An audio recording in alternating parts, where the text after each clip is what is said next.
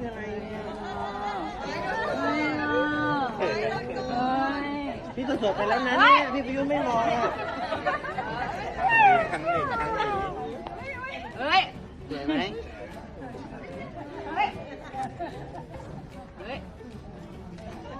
มั่วสวยอ่ะมือแม่จัง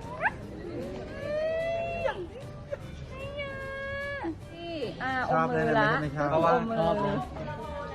คอนเซ็ปต์เขาคือเรื่องกินกับเรื่องสาวเป็นเรื่องใหญ่ อ๋อเหรอ นี่ถ้าเกิดว่าไม่ให้อุ้มคือดิ้นแล้ว หรอ ชอบ สวย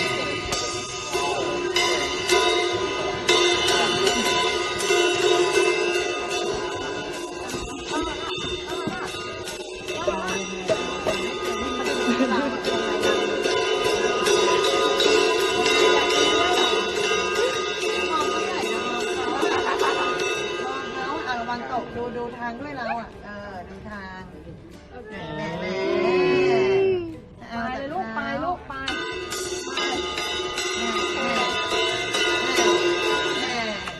สนุกนะพี่ไก่กะนี่เรียกว่าตีอะไรตีอะไรนะเขาเรียกอะไรกลองหรือเปล่ากลอง